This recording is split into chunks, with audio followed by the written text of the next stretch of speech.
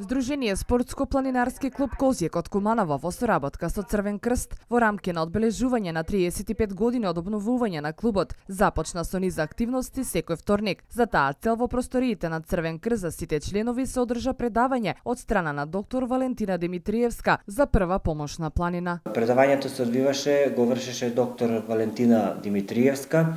Сето ние што се случува, што се среќаваме во природа, во планина, при пешачење, при движење, при лугорување, при ноќевање во планинарски дом, при повреда од пат, од рана, од инсект, убот, од се сведено, значи како можеме да си пружиме сами на себе прва помош. Се мисли на поголема група, на помала група.